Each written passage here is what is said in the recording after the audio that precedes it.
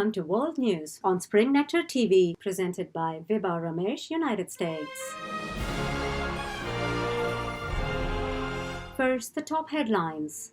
Chauvin declared guilty in Floyd case. 10 U.S. diplomats to be expelled from embassy in Moscow. Jail sentence for top pro-democracy figures in Hong Kong. Quebec court strikes down part of contentious religious symbols ban. UK Defence Minister dismissed from ministry. Resignation followed. News in detail. Nearly 1 year after the harsh killing of George Floyd by police personnel, the jury finally gave its verdict and declared Derek Chauvin guilty of second-degree manslaughter. The sentence was read on April 20th at 4:30 p.m. Eastern Time with the family of George Floyd in downtown Minneapolis. Attorney General Keith Nelson thanked the community for giving his prosecutors the chance to pursue the case. In his words, as he stated at a press conference, "I want to thank the community for giving us that time and allowing us to do that work. That long, hard, painstaking work has culminated today. I would not call today's verdict justice, however, because justice implies true restoration, but it is accountability which is the first step towards justice." Moving on. In Indianapolis, a deadly shootout at a FedEx facility left 8 people dead. Police responded shortly after the shooting at around 11 p.m. on April 15th. Indianapolis Deputy Police Chief Craig McCart said that the gunman had fired both inside and outside the facility, which ended in the death of 4 people inside and 4 outside, including the shooter. Investigators are in the process of identifying the motive behind the mass shooting. This yet another shooting triggered President Biden to reinitiate calls on Congress to bring gun reform legislation to his desk. Moving over to the COVID scenario, the Biden administration will be spending $1.7 billion in a bid to expand the country's ability to track coronavirus variants. The announcement, which was made last Friday, has it that funds from the last pandemic relief package will be primarily utilized for 3 activities: sequencing the genomes of coronavirus samples, building 6 new genomic epidemiology centers, as well as a national bioinformatics infrastructure which aims at integrating how sequencing data is shared and analyzed. To this end, White House COVID-19 testing coordinator Carol Johnson said, "At this critical juncture in the pandemic, these new resources will help ensure states and the CDC have the support they need to fight back against dangerous variants and slow the spread of the virus." Over to Russia. Responding to measures against Moscow over cyber attack, alleged election interference, and other damaging activity, the country has stated that it plans to expel 10 U.S. diplomats in this connection. Quoting the words of Russia's foreign ministry, "The latest attack on our country, undertaken by the Biden administration, of course, cannot remain unanswered." Washington, it seems, does not want to put up with the fact that in the new geopolitical realities, there is no place for unilateral dictatorship. Further, 8 out of the 10 officials would also face Russian sanctions. And in the Czech Republic, British Foreign Secretary Dominic Raab stated that the UK extended its full support in finding the 2 Russians who were suspected to have executed the Salisbury poisonings. In this regard, Alexander Petrov and Ruslan Boshirov are being hunted in connection with a prior explosion of 2014, which took away the lives of 2 people. News has it that the perpetrators are Russian GRU officers that entered the United Kingdom under false names and poisoned the former GRU officer and his daughter at the same time the explosion happened. Commenting on the situation and help from the UK, Rob said, "This shows a pattern of behavior by Moscow following the Novichok attack in Salisbury.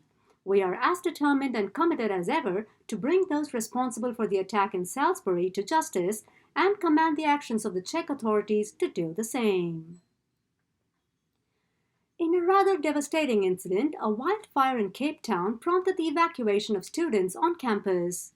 The raging fire spread to the University of Cape Town, eventually burning down the historic campus library. Going by local news reports, while other buildings in the campus also battled the wrath of the fire, at least 2 floors of the library building were destroyed. Other buildings that were damaged by the fire include a historic windmill and part of the Rhodes Memorial Restaurant. In view of the residents being asked not to evacuate, the spokesperson for the city's Disaster Risk Management Center, Charlotte Powell, said in a statement, At this stage, there's no cause to evacuate, but we ask that residents adhere to the following. Close all windows to prevent draft and reduce heat. Damp down your garden using a hose or irrigation system. In another incident in Cairo, a passenger train derailed, taking the lives of at least 11 people. According to the Railway Authority, 4 train cars slid off the train track just outside Cairo, leaving passengers to fend for themselves to safety. Data from the Health Ministry shows that around 98 people were injured. They were taken to nearby hospitals by at least 60 ambulances that made it to the site in all promptness. Over to India. The country is battling a second wave of COVID-19, with several states recording alarming numbers of single-day infections and fatalities. Among the worst-hit states are Maharashtra, Uttar Pradesh, Delhi, Chhattisgarh, Karnataka, Madhya Pradesh, Kerala, Gujarat, Tamil Nadu, and Rajasthan. Nearly one-third of new single-day infections reported last Sunday originated from Maharashtra and Uttar Pradesh. Going by the current coronavirus dashboard as of Sunday night, there were 1,930,206 active COVID-19 cases, out of which 68,631 infections were reported in Maharashtra and 30,566 in Uttar Pradesh. The sixth phase of polls was contested in West Bengal in 43 assembly constituencies on Thursday and recorded a 70.9% voter turnout till 5 p.m.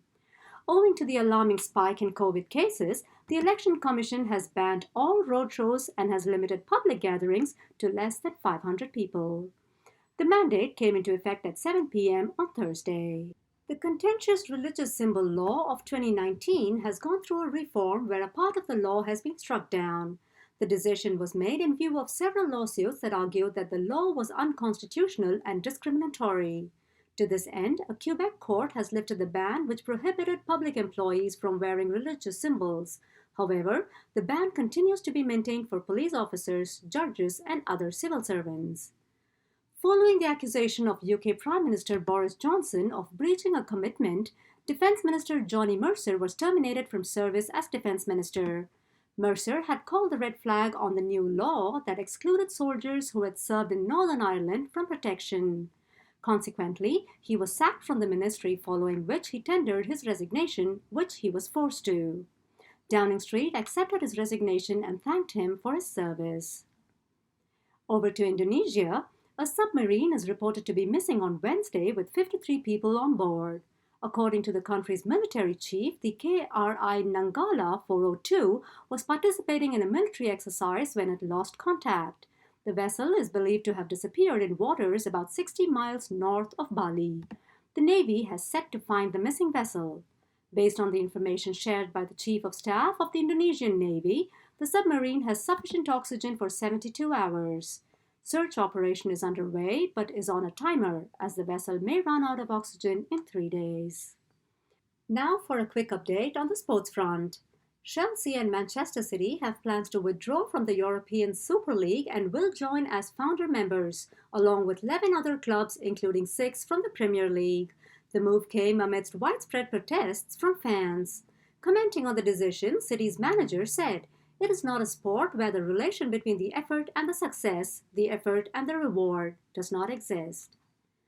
With that, we come to the end of this week's news bulletin. Thank you for watching. Tune in next week for world news on SpringNectar TV. Until then, it's bye from Vibha.